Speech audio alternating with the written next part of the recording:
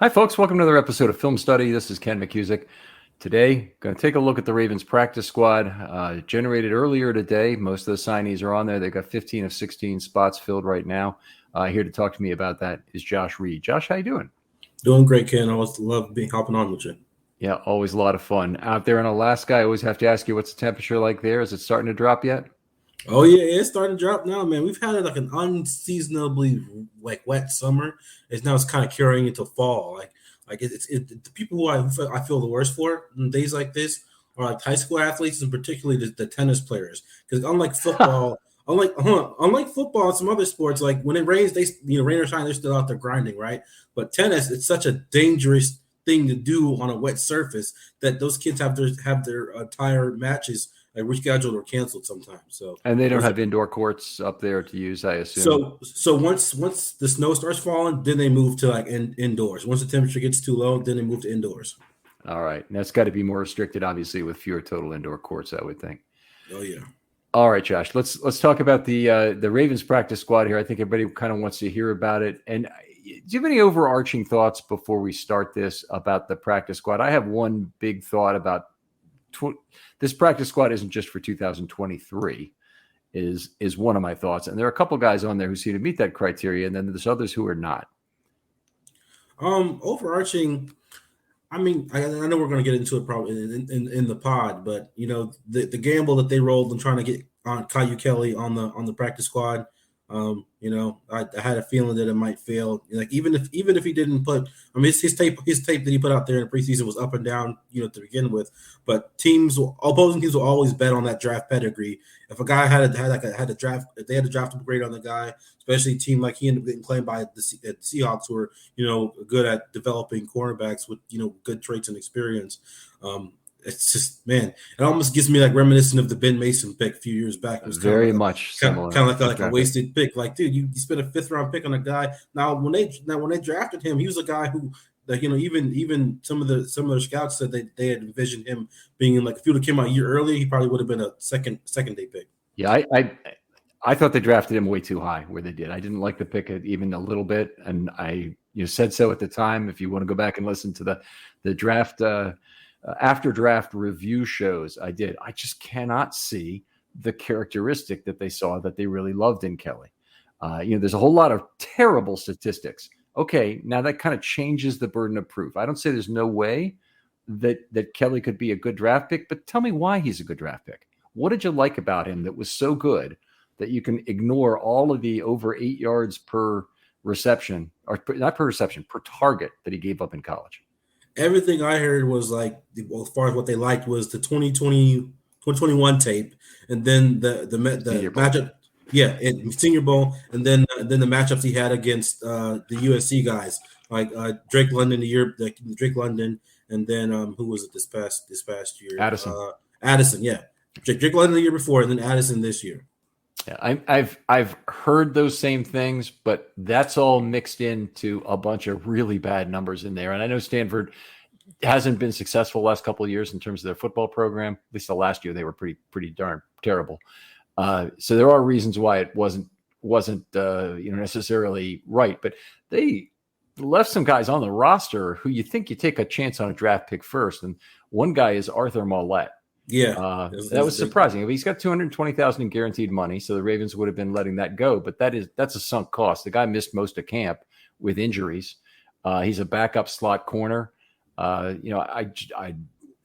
If you're going to take a chance on the corner, and if you're going to, Jalen Armour-Davis was kind of in the same boat with Kelly with a year of additional tenure and even less experience playing the position. Frankly, seemed like an oddball kind of a trade-off in terms of still having Mollett around, and they kept Armour-Davis. They kept eight cornerbacks on this team, even though they have Arterius Washington classified as a safety. He's their slot corner.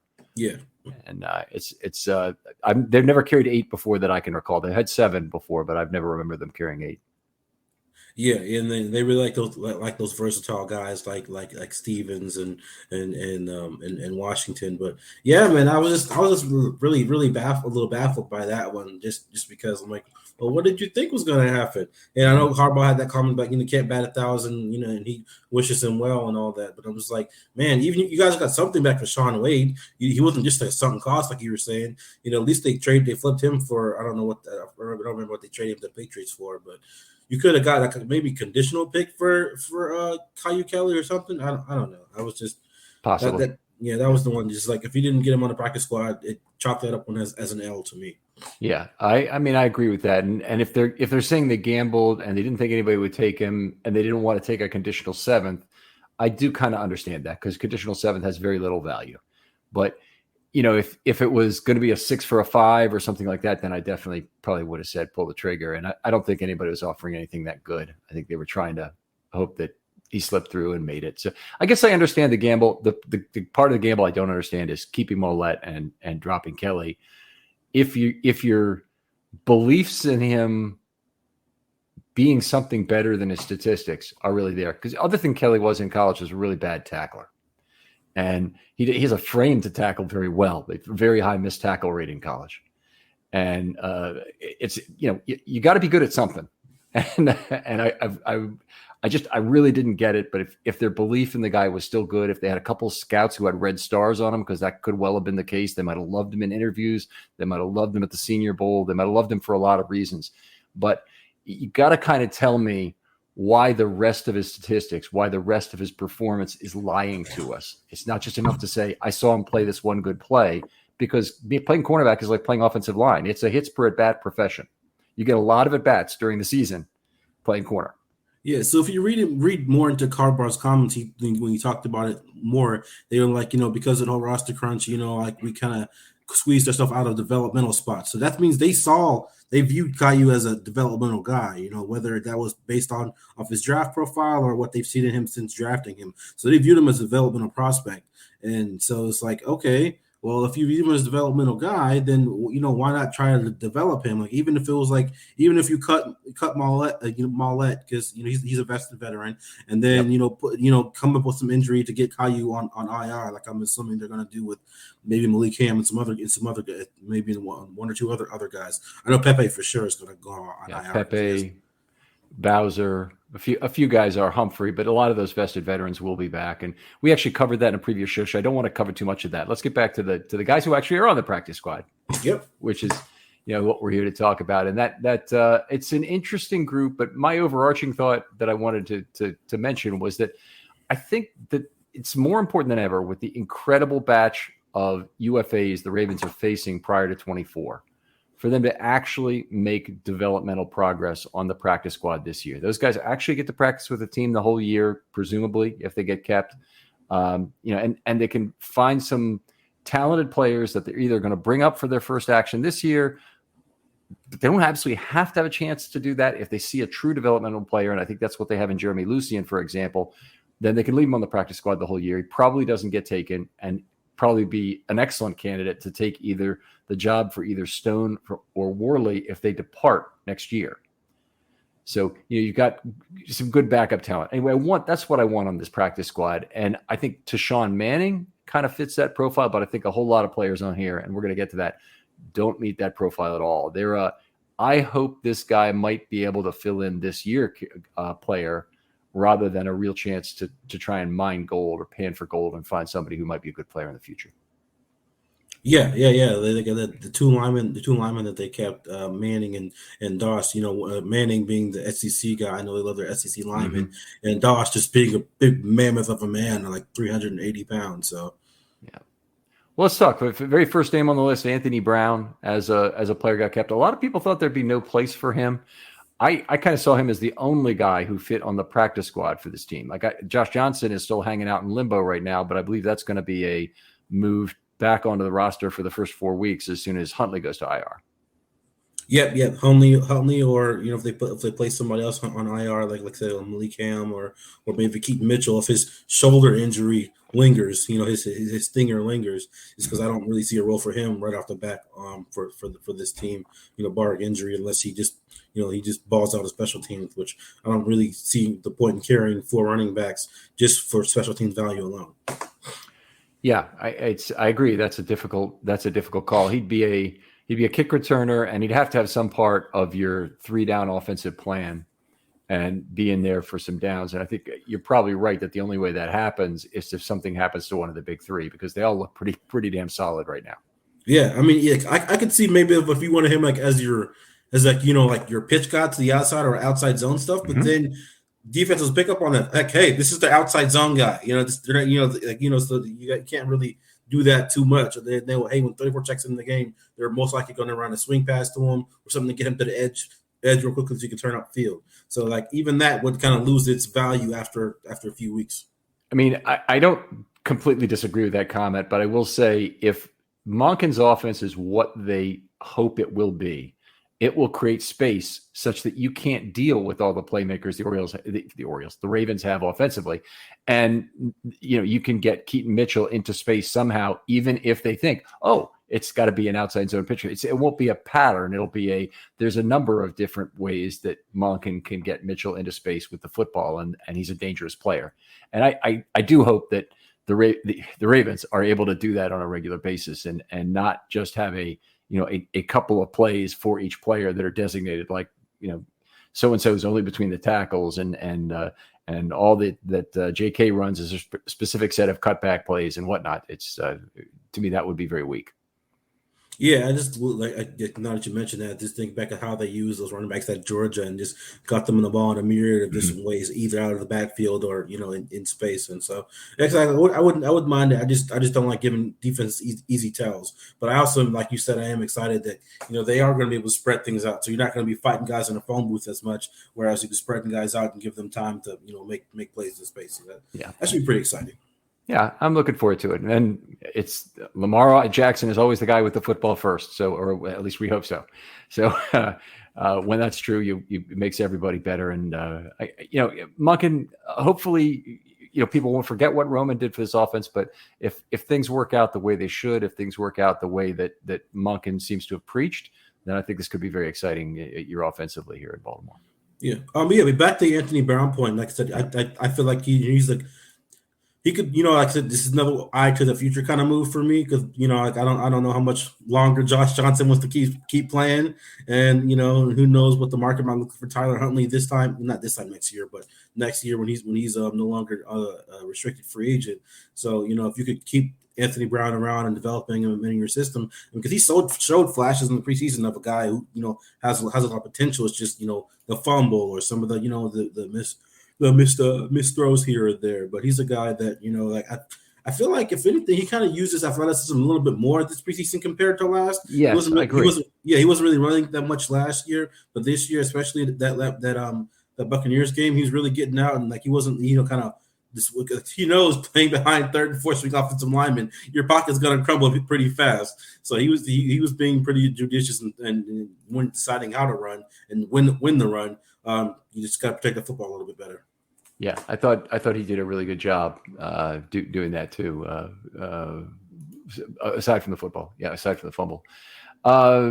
Anyway, I think he was the only one who made sense to me being on the practice squad. But let's keep going. Tykeem Doss played a lot of left tackle during the preseason, and when he did, he didn't really look very good there. Unfortunately, that was my thought about it. Did you see anything that you can latch onto and say this is a trait, this is a characteristic, this is some amount of success that the Ravens can build on? No, I mean those third and fourth string offensive linemen had a pretty tough time keeping him in pass pro for most of the preseason that I saw, and like I said, he's just a guy that I feel like he's the developmental prospect that people thought Saleh was going to be. People thought Saleh was going to be like a 2-year project kind of guy coming out of Oregon, but he kind of. He showed through his play and his aptitude for coaching and learning that he's not as far away as people thought he was going to be. But Doss, I believe, is a guy who needs a lot more refinement than even a guy like Saleh was initially being projected as. I think I basically agree with that, but I do think if expectations are that Saleh is going to be on the field this year, we've probably been disabused of that by now. He did not look like he belonged on an NFL field at all in this preseason. Just was awful in pass protection. Each game, I graded his snaps and graded out an F each time. So, it's just, unfortunately, he's just not ready to play yet. And that is one of the difficulties for this Ravens team, because they have two pure developmental linemen that aren't really ready to see the field, which unfortunately is also true of Falele. And, I hope he will be ready at some point. At some point, he has to be ready, and they have to be able to put him out there and hope things, don't have a very high probability of going very wrong if they need him at some point. But right now, he and Saleh are both developmental linemen. Yeah, and Harbaugh had comments about those two guys, I think either today or yesterday, about as far as their defined roles. Like, they're going to have Saleh focusing exclusively on guard, Falele focusing exclusively on tackle. I know earlier in the offseason, he was saying they're going to experiment a little bit with Falele at guard, some Jonathan Ogden stuff, but no, thank you. Just have him focus on those two skill sets and have him cement those so that he has those down. And then if you want to, dabble a little bit in the offseason, then, by all means. But this is a time of year where you need to iron out those specific roles for those young guys, so they're not kind of all over the place and scatterbrained, but really focus on honing those particular skills. That's a great point, Josh. And I think, they probably need to do that for Stevens too. I actually don't think there's any danger that Stevens is going to move back to safety or slot corner this year. I think he's now on the outside because of the Ravens' need. But boy, I would really like to see him not moved again. And we had this come up a couple of times on the show, but marginal players are the players you're really doing a disservice to, because those guys, they're not capable. They don't have the skills to deal with positional change on top of trying to make their marginal skill set fit as well as it can at some position. If you move Marshall Yanda or Kyle Hamilton around or Jonathan Ogden, you can play them at different positions, and they're great players because they're great players. But when Jarrett Johnson, a guy maybe a little bit more in the middle, you can move him around too. But you can't do that with Stevens. You can't do that with Michael Orr. Would be another guy who's, even though he's a first round draft pick, was not a guy who responded well to getting moved back from left and right tackle. And I just think I wish they would do less of that. Camelot Correa, probably the poster child for it in terms of inside and outside linebacker. Yeah, I mean, some guys can get used to the whole ambidextrous thing or positional flexibility. It's a good trait to have. But if a guy really can't do it, like you said, you're doing him a disservice to that. Sometimes I feel like with Brandon Stevens, I'm like, look, man, this guy's not Jalen Ramsey, okay? He can't line up everywhere. He can't be that star. Let him have, one or two roles. And if you want to make him corner only and then, spend a little bit of time in the slot, as on the matchup basis, then okay. But having him flip from safety to corner, it doesn't really give him a chance to really get a feel and strong feel for where he belongs in the secondary. And of course, a guy's always going to be like, I'll play wherever coach wants me to play. Right. But deep down, he knows where he's best to go. The next guy on the list might be one of the really good examples of this. Jeremy Lucien, a guy came out of Connecticut and then Vanderbilt, played corner exclusively in college. He had a 4.7 40, I believe, which is something that I think kept a lot of teams away from the draft. Wasn't high on a lot of draft boards. I saw in one service he's like 54th at cornerback. But the Ravens brought him in, and obviously they liked him in interviews, or they liked him in something where they wouldn't have brought him in to be on their 90. And very smart guy, as it turns out. Very good in the position room in terms of identifying things. And they said, well, hey, let's try out a safety kind of thing. This practice squad move, seems to me to be one for 2024. Yeah. So, because Gino's coming up on his last year of being restricted free agent, that might be a fill in for him. And then I think Lardarius still has another year of team control, right? Doesn't he? Lardarius? Ardarius. Yes, he has one more year. No, actually, it's 2 more years. He's a second-year player because he didn't accrue a season. I believe it was last year. Yeah. It was. I thought he was a 3, but now it's actually very exciting. You get a player now still for 3 years, including an RFA year with Ardarius. So that's good. That's good fortune for that. But Jeremy Lucien, I'm excited for where he could be next year, and I don't think he's the kind of guy that gets poached this year. I guess it could happen. Somebody signs him to reserve futures or something like that. But I think he has a pretty good chance to be on the 53, playing special teams, backup safety, maybe even in a dime role next year. So I'd be excited about him learning that and learning to play special teams as well in the meantime. Oh yeah. All right, move on. We've got Tayshaun Manning as the guard is the next guy on the list as I'm looking at. What do you think about him first? SEC pedigree. I didn't see a whole lot from him in the preseason that really impressed me. Like I said, the backup offensive line, man. As a whole, I didn't see a whole lot. That's why I'm glad they didn't bring back a guy like Jalen Thomas. He was pretty bad. But yeah, like I said, Deshaun Manning. That's the guy I feel like once again betting on pedigree and traits that they really like. Like I said, I wasn't able to see too much from him just because I was going off the TV copy most of the time. But it's a developmental guy. Like the wild thing is that, so they have, I want to say, plenty of guards in the pipeline, but they have Voorhees coming back. Voorhees coming next year. They still have Patrick McCary who can play all around. They're going to have Saleh with another year of development. I know Zeitler is going to be most likely going to be gone next year. So like I said, they have replacements, and then Ben Cleveland is another guy who hasn't caught on just yet as far as figuring out where he belongs and how he belongs on this team. But he's another dude with 2 more years of team control this year and next year. Right. Yeah, that's so you've laid it out pretty well. John Simpson though and Kevin Zeitler, both starting guards, are likely gone at the end of this year. Now Simpson, They might be able to re-sign him, but it's going to be at market value, whatever it is. And if he has the kind of year that you'd hope for him to have, he'll be gone, and it'll be a compensatory draft pick type situation. If in the case of Zeitler, I don't think the Ravens really want to extend him. I think the chance of him coming back and playing to the end of another contract is not something the Ravens can fit into their profile of cornerstone contracts they have right now. So I think they really have to gamble on a guy like Voorhees being the right guard next year.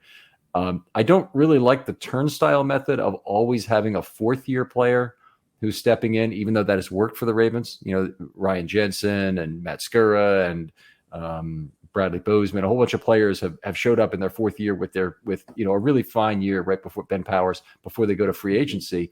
And that's been good for the team in terms of compensatory picks. It's been pretty good for the team in terms of play, but it would be nicer if they had some 2- and 3-year solutions out of their offensive line. And that's what I'm hoping Voorhees will be. And it's very much what I'm hoping Saleh may be. And I would think next year at this time, we're going to be talking about a left guard battle between Manning and Saleh would be my guess. And not another one. Manning, the way I looked at it, played pretty damn well in the preseason. He was by far the best of the third unit offensive lineman. Yeah. I mean, so I know people weren't really inspired by the competition this year between Simpson and Saleh. Like, a 6th-round rookie and a guy who the Raiders discarded. But like I said, if you have studs at 4 of your 5 spots, you're good. I'm not saying that left guard doesn't matter, but it's not like you have a whole lot left tackle or a whole lot right tackle where it could really impact the. I'm not saying that interior pressure doesn't matter, but when you have the stud center and at least one stud guard, you're not gonna be asked out when it comes to that kind of interior giving up easy interior pressure. Right. I actually think Simpson could be good this year. I do too. I just know some people aren't offensive line aficionados when it comes to the grading linemen or just keeping track of who's available and who's moving around teams. So some people may not be familiar with this game, but if you really watch the film of this guy, I think he's going to be pretty good too. Yeah. All right. Well, that's exciting. So Manning, a possibility for a 2024 guy. Ben Mason. I honestly, if you have Vokalek on the roster, I do not understand even why you need to waste a practice squad spot on Ben Mason at this point. Hey man, they wasted a 5th-round pick on him a few years ago. Maybe this is the way of vindicating. Like, see, look, he's still around. I mean, he's not exactly on the team. He's on the team, but he's still around. I mean, but Ben Mason, from reports that I read and stuff that I saw, he had a pretty decent camp, and in case that Ricard tip starts acting up again, you got Ben Mason waiting in the pipeline, man. I think maybe Ricard's hip is a reason why he's still around, and Mason has not been a terrible blocker. The guy just can't. He has hands of absolute stone, and he's had such a hard time catching the football, holding on to the football, all of that stuff this year. Just he's not. it means you have 4 eligible receivers on the field anytime he's on the field. It's like you might as well put in a 6th offensive lineman at that point, and at least go for some size. Yeah. So anyway, I'd be a little bit down on that particular choice, but it is what it is.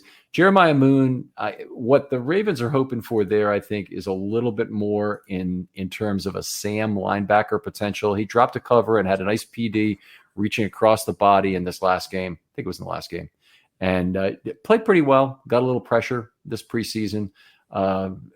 Malik Ham is the guy who's going to start the season. Looks like he's actually going to play some at Sam linebacker. But Moon could be a guy that they bring up at some point during the season for some games. And Tyus Bowser's situation just right now is a black hole for the team in terms of a critical missing piece of talent.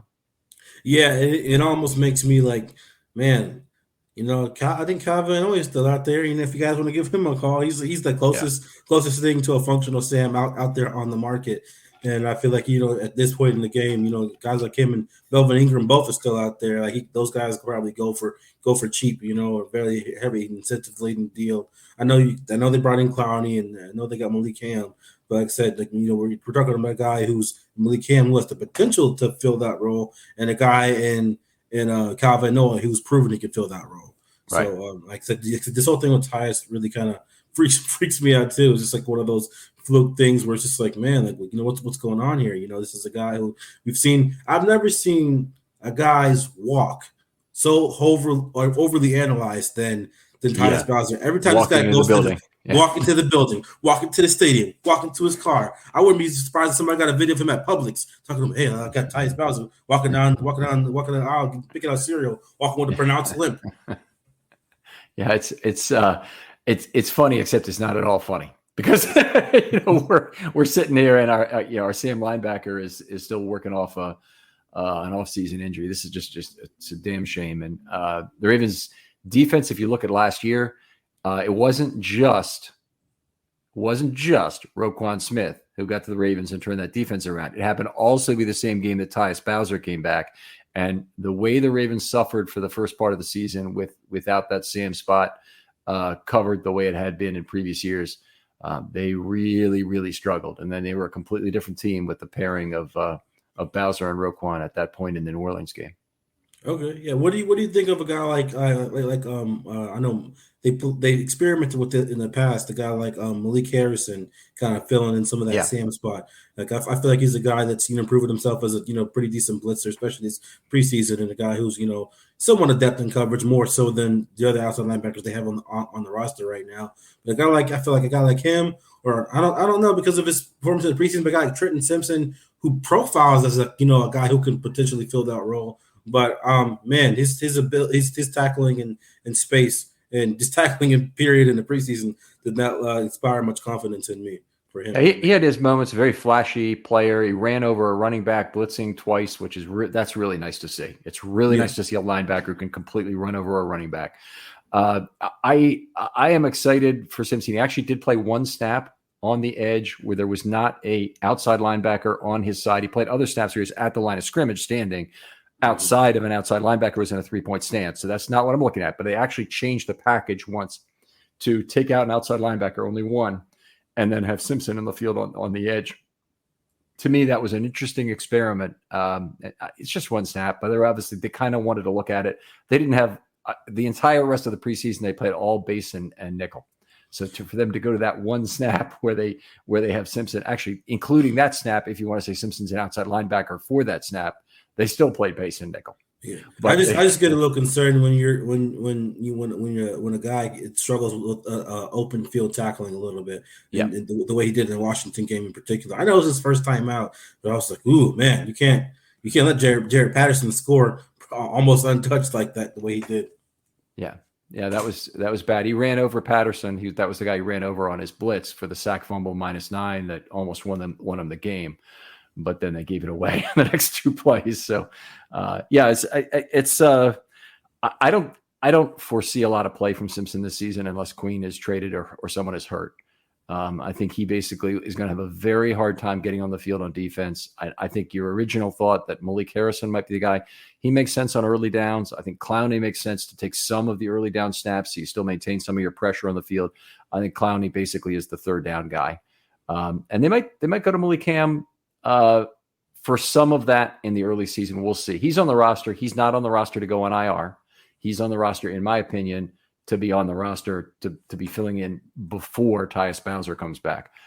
Now, if they move him to IR tomorrow, I'm obviously wrong about that. And he's a wow, we could have a guy at midseason we'd really like to bring back. And that's also not a terrible deployment. It's not a terrible way to set up his usage during the season if they don't really trust Tyus to stay healthy the whole time. So I guess I understand that too. But I'm kind of hoping he's available and on the active game day roster for these first 4 games while Tyus is out, because he dropped 11 times to coverage during preseason, which is about the most of anybody. So they're obviously trying to have him do it, to see if he can play Sam, not just to see what he can do rushing the passer, say, on those downs. It was really more important and was not targeted in those 11 dropbacks. All right. What do you think about Clowney helping out at Sam a little bit? I know he had some experience kind of doing that stuff early on in his career, especially when he made those. I don't know how much stock you put into 3 straight Pro Bowls, but during his last few years for the Texans, he was dropping into coverage quite a bit. I mean, let's take a look at his number of coverage snaps over the last few years, because that'll basically give you the idea. Yeah. He wasn't doing it in Tennessee or Seattle. He's more a hand in the dirt guy. Same with the Browns, but I know early on in his career he was doing it. Okay, so last year, I mean, first of all, I don't know that you can draw much from Clowney's play of a long time ago, but Clowney in his entire career has dropped the coverage 116 times. Okay, and that's in the course of a 9-year career. So an average. Film Study is brought to you by Factor. With the busy fall season just around the corner, you might be looking for wholesome, convenient meals for those jam-packed days.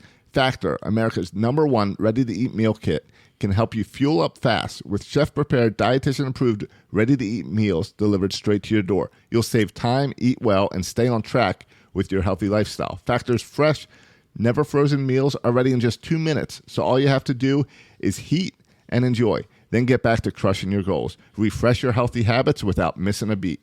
And with Factor, you can rest assured you're making a sustainable choice. We offset 100% of our delivery emissions, source 100% renewable electricity for our production sites and offices, and feature sustainably sourced seafood in all of our meals. This August, get Factor and enjoy eating well without the hassle. Simply choose your meals and enjoy fresh, flavor-packed meals delivered to your door and ready in just 2 minutes. No prep, no mess. Head to factormeals.com/Ravens50 and use code Ravens50 to get that 50% off. That's code Ravens50 at factormeals.com/Ravens50 to get 50% off. Average of about 13 per year or something like that. And by comparison, Bowser. So I want people to understand this point, because this is actually really important. Bowser has dropped the coverage 555 times with a high of 218 in 2021 and 145 the year before that in 2020. It's only a 6-year career. So his ratio of pass rush snaps to coverage snaps is only about 2-1. And Clowney, for his career, let's just look at this for a second. And Clowney's played in some 4-3 defenses where he wouldn't be asked to do that. Clowney's is approximately 30-1. It's 3,416 pass rush, 116 coverage. So, it's a great point to bring up. It's a great question to ask. The truth of the matter is Clowney's never done any of the Sam responsibilities, include dropping. And he still might be a guy you keep on the Sam side because he knows how to deal with a tight end in the run game. But it takes a huge amount of flexibility away on a passing down to not be able to set your pass rush up with the possibility of that Sam linebacker dropping and the flexibility that brings you. Yeah. I'm totally lockstep with you there. I just know I've saw people bring it up, and I've had to mention it, in articles here or there, just because they said he's done it in the past. Yeah. All right. Well, fair enough. Let's move on to the next guy on the list, and that is, I think we talked about Jeremiah Moon just now. So Rashad Nichols. They only made room for one of their 3. I'll call them the second half crew of this preseason, the guys who were in there mostly in the second half, Rashad Nichols, Trey Botts, and Kaim Caesar. And I kind of thought Caesar would have a chance, but I did think Nichols would be the guy most likely to be back, and here he is. Any idea? Were you surprised at all? I was a little surprised just because Trey Botts had that pretty good last game. Usually, sometimes those last game bumps kind of stick. Might get a guy a spot in the practice squad, or at least put him over the top over another guy who might be neck and neck with. But a guy like Rayshad Nichols, who he had a pretty decent preseason overall, made some nice plays here and there. A guy Kaim Caesar, he's a guy that I had projected early on might be a good practice squad candidate. If he balled out in preseason, I think he had a batted pass and maybe a couple tackles here or there, but nothing that really stood out to me. So I mean, you kind of stick with what you know with a guy like Rayshad Nichols, who's had.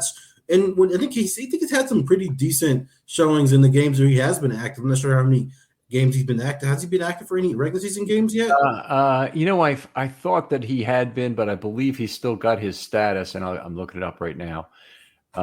Nichols, right? He's on the practice squad now, so got to find that. Okay, I don't have it up in front of me here. I'm sorry about this, but I think he's still a 1 instead of a. It's got to be here. Come on. Yeah, he was active for 1 game, made 4 combined tackles, 1 solo. And then he should have been advanced, I think, on the I don't have it. Is what I have to tell you. I thought he was still only a first year player, but I mean, does 1 game make you credit you towards that? I don't want to say. I've got too much of a likelihood of being wrong if I do. But okay. Well, yeah, his one game came against the Steelers in week 17. So okay, there's a rule for accrued service, and I just don't know it. But I looked at his number earlier this year, and on the Ravens roster that they keep, I believe he's still listed as a 1 and not an R or a 2. So R would be a rookie. 1 means he's a guy who does still not have a first credited year of service, an accrued year of service, and a 2 would mean he's got 1 year of service already in the books. The other guy who surprised me, though, Sam Mustipher, is listed as a 4th-year player in the Ravens roster, and somehow he was released a vested veteran. And I have not found an answer that is compelling so far. And I asked Brian McFarland about it, and he can't find one either. So I cannot figure out why. Okay. It's great news. Here, I got you right here. So on August, on his Pro Football Reference page, on August 31st, 2019, he was waived by the Bears. So that's what, 19, 20, 21, 22. No, it means he didn't play in 19. He was on the practice squad the entire season, so he shouldn't have gotten an accrued year of service. He didn't play any in 19. But you're right. He was a UDFA in 19, didn't get a year of service. So in 20, 21, 22, he picked up his first years of service. 23 is now. This is his 4th year, which means he's got to go through waivers. And somehow he didn't. And the Ravens got him on the practice squad now. So happy birthday to them. Yeah. I mean, that's pretty damn good. I thought he for sure might have gotten snatched up by a team with question marks at the center position, like the Buccaneers. The first one that came to mind with their whole thing with Ryan Jensen. I thought he might have been a prime candidate for them to poach. I saw a guy like Tristan Colon, who didn't make the Jets roster, immediately gets snatched up by the Cardinals. So I was a little surprised that Sam Mustipher was able to be signed to the practice squad, but I'm happy for it. It's an experienced guy to back up Tyler Linderbaum. Yeah, there's got to be a reason for it. So I'm just being a little bit flip about why he's a vested veteran here, but I don't know the rule, and a guy I trust to know the rule doesn't understand why it would be true either. So there's got to be some technicality or some agreement or some way that his contract with the Bears was written or something that had him accrue that year of service, because otherwise it just shouldn't be. Anyway, I thought Mustipher played extremely well this preseason, by the way. Same. He's a Ravens 7th best lineman at this point, and I think he'll be back for opening day almost assuredly. Or if he's not back for opening day, he'll be back for week 2. So anyway, I think we'll see him in a Ravens uniform this year unless somebody else makes him an offer he can't refuse. Yeah, because don't they have that rule where you can have an extra lineman, or is that just the guy who's on the active roster, or it can be a practice squad guy too? They have the extra line. They can have an extra 54th player as long as it's an alignment or something like that, right? You get 46 active on game. Sorry, 48th activation on game day if you have 8 offensive linemen among the 48. If you don't have 8 offensive linemen, you only get 47. So everybody has an 8th offensive lineman they want to bring in, including teams who pretend like a defensive lineman is an offensive lineman sometimes, like with McKenzie. Isaiah McKenzie, yeah. Yeah. I thought they were trying to pull that with Ricard too this year, which would have been a good one. All right, let's keep going here. So we've got Josh Ross by the way, I did find out Nichols is still a first-year player here. So he's got 4 years with the Ravens if he this would be the first of his 4 years with the Ravens if he plays this year. Josh Ross, another guy. Now, people were very high on him, have been the last couple of years. To my way, he didn't play that well this preseason. Certainly not like he did in 2022. But he's also a second-year player now. Yeah. Definitely not as flashy as he was last year. Last year, he was kind of like, I wouldn't say the preseason darling, but a guy that was making pretty consistent, impressive plays in the preseason. You just didn't really see that much at the same level of play from him this year. And he was like clearly outplayed by guys like Malik Harrison and Delshon Phillips. Mm-hmm. Yeah, it's a very deep position.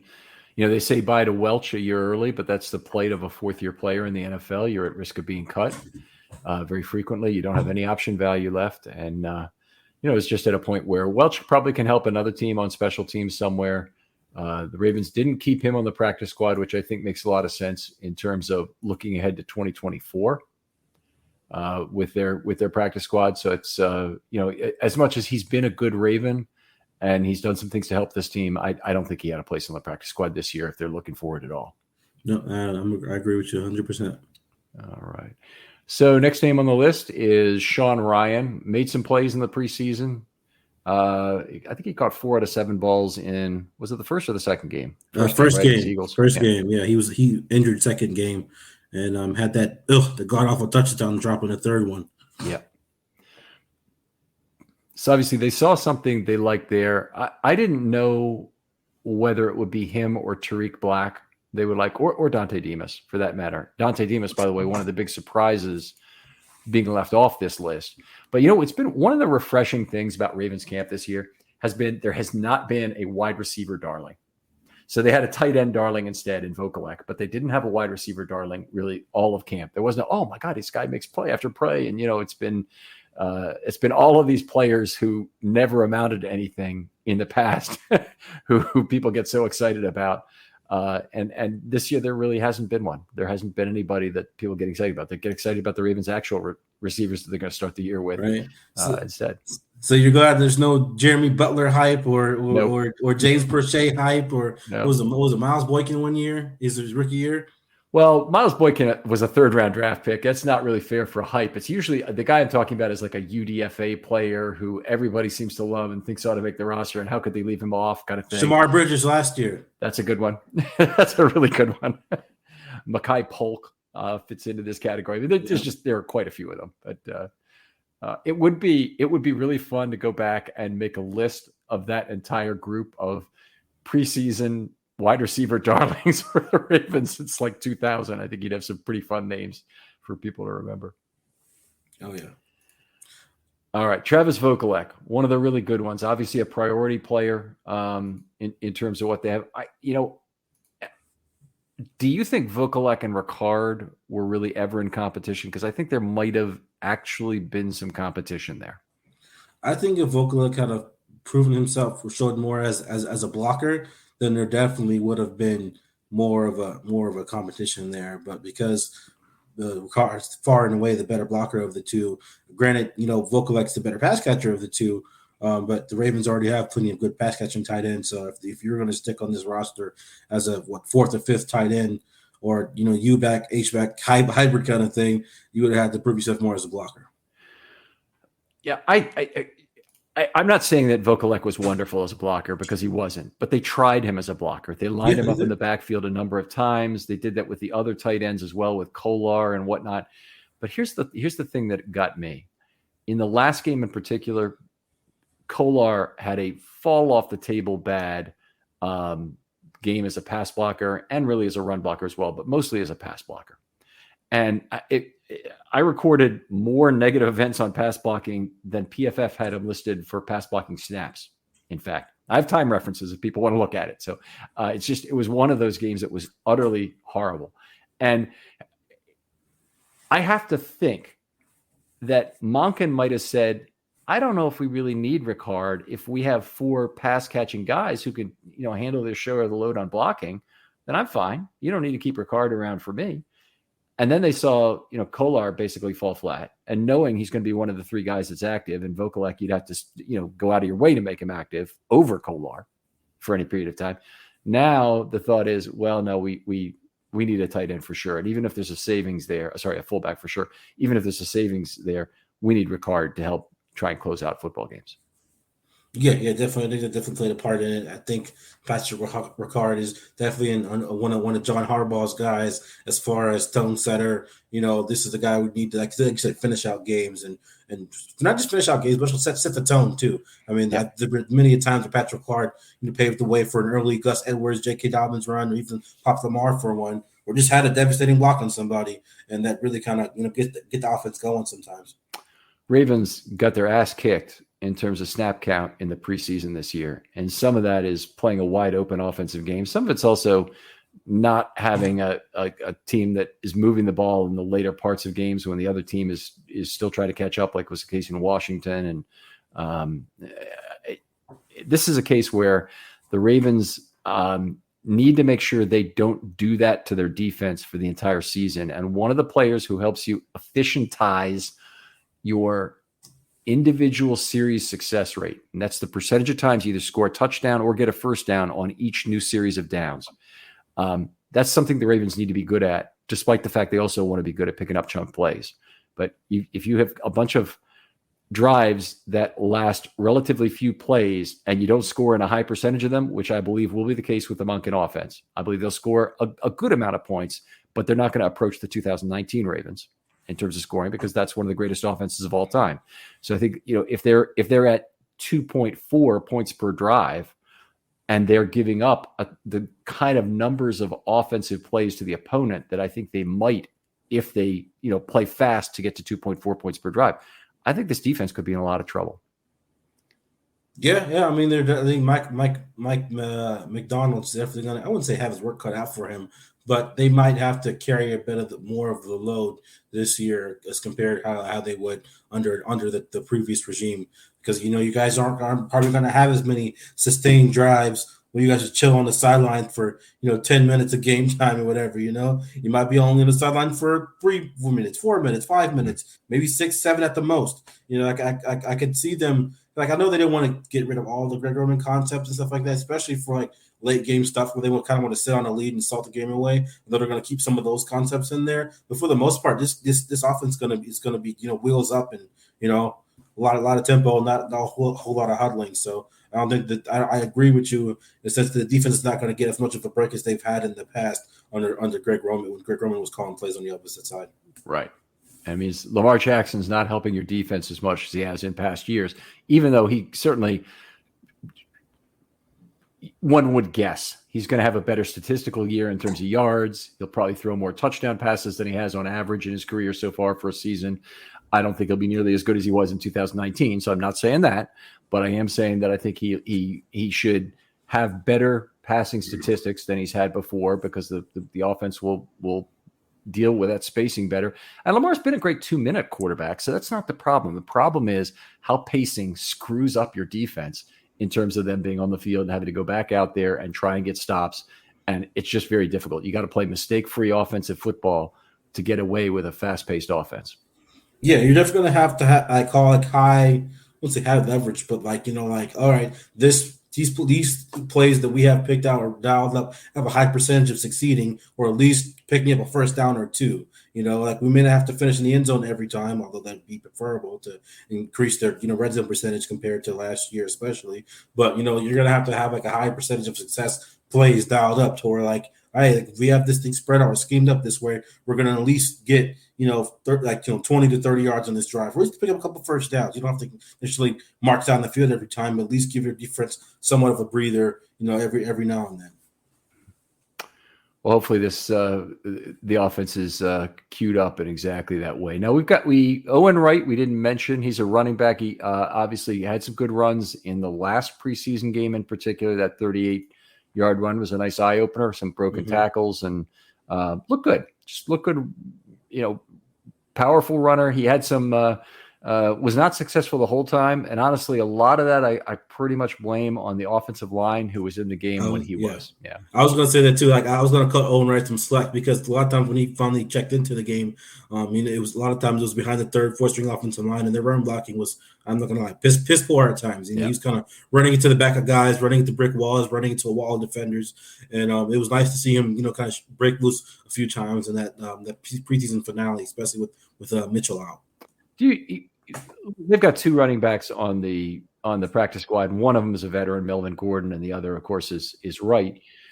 Do you think that means the Ravens might not look at other R or one guys out there that are cut around the league? And obviously, I don't think any team has the bandwidth to deal with it right now. But do you think the Ravens are still in the process of sorting through who's still available to try and figure out who they might like to get?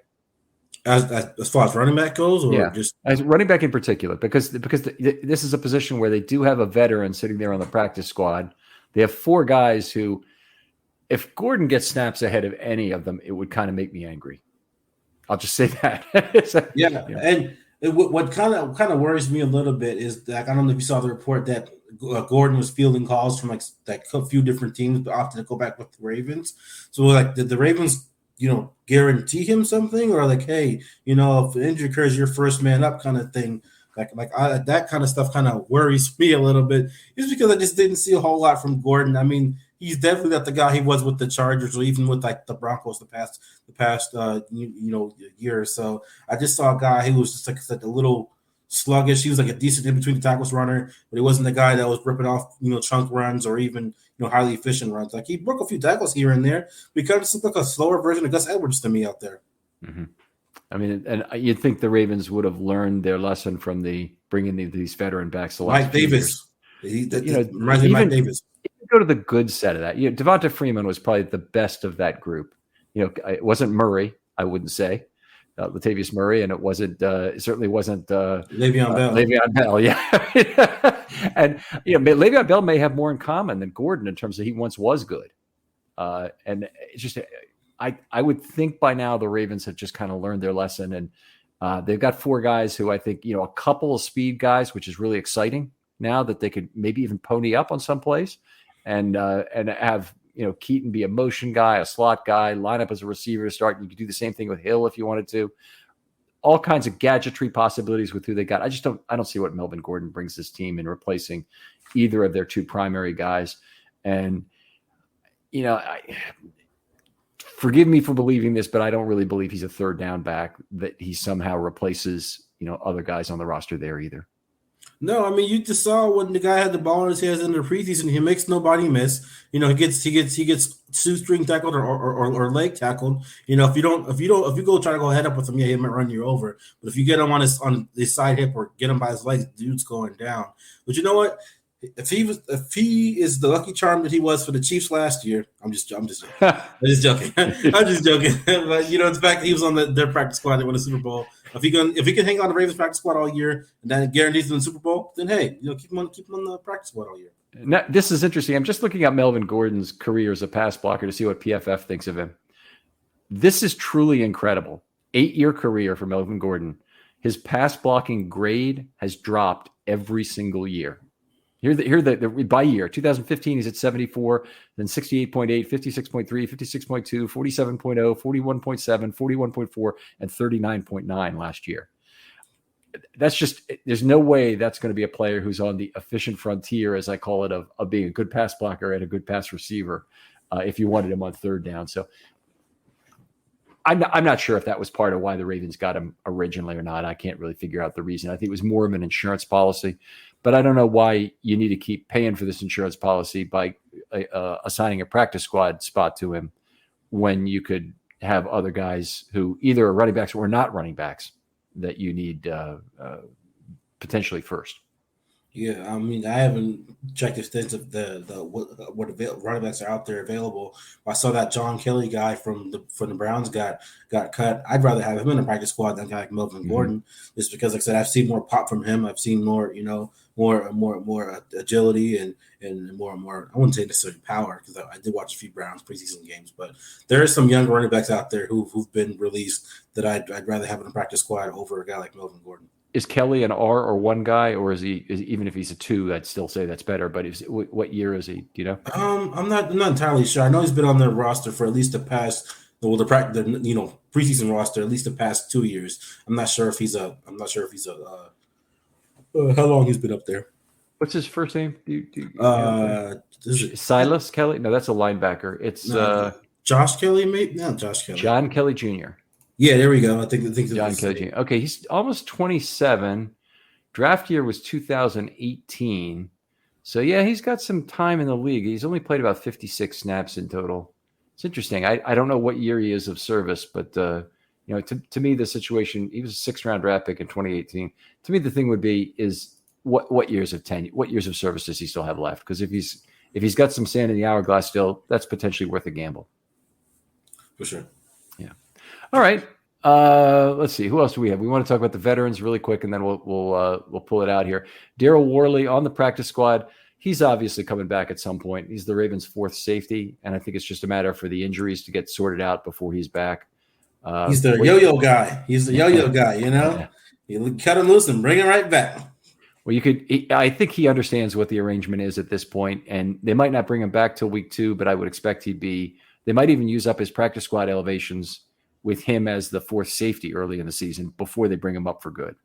Yeah, I agree. That's why, initially I thought he had a decent chance of making the roster, just because as that 4th safety. Because I like you said earlier, I view Ardarius as the slot corner, and pretty much nothing else besides the slot corner, and I view Stevens as an outside only guy. So to me, like in my eyes, they only have 3 safeties on the roster right now. I'm not really counting Ardarius towards that, although in the bench they probably would play him at safety if they needed to. Now, we heard a lot of talk about Laquan Treadwell, who's the last guy other than Gordon we don't need to talk about again on the practice squad. Not surprised that he didn't make the roster. What do you think about him being on the practice squad where he is now? I saw a guy who was, who's willing to humble himself and play some special teams and actually put some effort into it. Sometimes you get those 1st-round guys who, turned out and their careers don't pan out the way they wanted to, but they still don't really, kind of put the effort towards performing on special teams. But he's a guy that he made the first special teams tackle in the Eagles game, and he's a guy that like heard nothing but good things about. So like I said, I love to see a guy who, I wouldn't say fall off the pedestal, but a guy who's willing to humble himself and play in the often overlooked facets of the game, and was that might have been what got him a spot in the practice squad, honestly, more so than that 24-yard catch and run touchdown that he had against the Bucs. I feel like his willingness to be a factor on special teams and just having that additional depth at receiver. Yeah, definitely a guy who can give you a little something on special teams. He's played there most of his career. I guess not quite the whole thing, but most of his career he has. As of late, he's played a lot of special teams. Yeah. So anyway, that's nice. Treadwell is kind of the antithesis of what I would expect to have on the practice squad. He's definitely not a futures guy. You own no part of Laquan Treadwell's future. So it's all about this. What can he do for you this year? And the Ravens obviously feel that's enough, or they don't have the guy who obviously they would prefer to have in terms of futures value to put on the practice squad at this moment. Like, he may become available as the year goes on, or as they kind of do a little of their scouting from the preseason games and from the early tape in the regular season to find a guy that they want to give a chance ahead of Treadwell. Yeah, I thought if they wanted a guy with more size, why not, bring Demas back?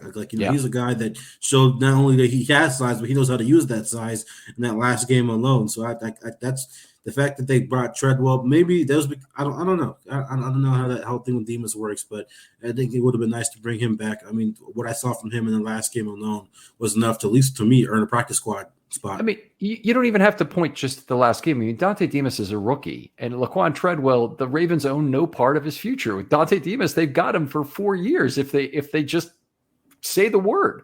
Basically, he can be signed off their practice squad. That could happen. But then he's got to go directly onto the roster for the other team and stay there for 3 weeks. Not a lot of teams are willing to do that during the regular season. It's usually a Belichick acquiring a special teams spy. That is the reason they do it. But there's, in the case of Dante Demas, I think it really is an awesome opportunity for a true developmental player. And that obviously isn't true of Laquan Treadwell. Even if he can help you this year, even if he's 200% of the player that Demas is this year, I still say Demas is probably the better choice for the long term. Yeah, definitely surprised me that he wasn't one of the guys that they brought back. Yeah. All right, Josh, always a pleasure. Any other thoughts before we call it off here? I was surprised they didn't put a claim in for some of these young cornerbacks that shook loose. A guy like Darius Rush, who landed with the Chiefs. And so my whole thing is like the Chiefs got to be like last in the waiver claim process because they're Super Bowl champions. How do you let a guy like Darius Rush, especially the team like the Ravens, who love Senior Bowl standouts, and this guy was one of the brightest Senior Bowl standouts you could find and read about, and the fact that he wasn't, that they didn't even put in a waiver claim on this guy, I was a little surprised by that. I'd rather have a guy like Darius Rush over Arthur Millette, 10 times, 7 days a week and twice on Sunday. Yeah, I'm just looking at how it went for him in the preseason this year. He didn't play a whole lot of snaps, about 42 snaps. That's not a lot to go on. He did give up 2 touchdowns, but So did Caillou Kelly. Right. And he had an interception. Rush had interception, so 436 speed for Rush too. So if you want to bet a little bit on your team in terms of that, that'd be a good place. But if they claim him, then they'd have to put him on the roster. So they'd have to cut Mollett, I guess is what that would mean, right? Yeah. Yeah. So, not the end of the world. It'd be I kind of wish they had made tried to deal from a position of strength with some of the inside linebacker talent they had. Guys who were getting cut, if they wanted to get ahead of Kansas City, they could have easily done it by trading, anything pretty much. Conditional 7th, Christian Welch, players like that you could trade to pick up a guy who's going to get cut and just tell them, look, we're putting in a claim. Do you want to trade him to us or not, kind of thing. Yeah, especially for a team like the Colts who need linebackers. I mean, I'm not sure who they have starting next to Shaq Leonard now. I think it's EJ Speed or somebody. I don't know, but you could have. My whole thing is if they weren't going to keep Darius Rush, then might as well flip him for something instead of just letting him get claimed by the reigning Super Bowl champions who have been pretty adapted at developing young corners these past few years. So who knows? Josh, always a pleasure talking with you about the strategy, the Ravens, what they're doing with their practice squad is a very interesting thing, but it's because you're knowledgeable generally about the roster and what's going on, and that's what makes it a lot of fun. Living the life out there in Alaska as a full-time reporter, I can't tell you how many people in Baltimore are jealous of you for that in terms of actually having a full-time reporting gig, but many people, believe me, among the podcasting community here in Baltimore. So congratulations on that. Really wish you nothing but the best. Anything coming up cool for you in terms of coverage? You talking about like Alaska coverage or Ravens coverage? Whatever you got, man. Oh, okay. There's a guy up here. Brandon Peely. He made the Dolphins 53-man roster, first Alaskan in I believe 10 years to make an NFL active roster. So I'll be talking to him pretty soon. And then as far as Ravens stuff, I'll be doing my annual rookie bold prediction series. Maybe I might even just be one article this year. I used to do it for a series, but I don't really envision at least the draft picks to be that impactful of a draft class outside of Zay Flowers this year. So I might just stick to have just one article this year. Mm-hmm. All right, outstanding, Josh. Always great to have you on. Your Twitter handle, just so people can contact you there. It's Josh Reed 907. All right, that's the Alaska area code in case you were wondering. Other folks out there, if you'd like to be on a Film Study Short, hit me up. DMs are always open on Twitter or X. I want to hear from you. This is the way I meet people to do these shows. So please, it's a guest-driven set of shows. A lot of people suggest what they want to do. If there's a kernel of an idea that we can work into something that doesn't completely overlap with something that's been recently done, I'm pretty much amenable to doing that sort of show and would love to hear from you. Josh, thanks again for coming on. Thanks for having me like always, Ken. And we'll talk to you next time on Film Study.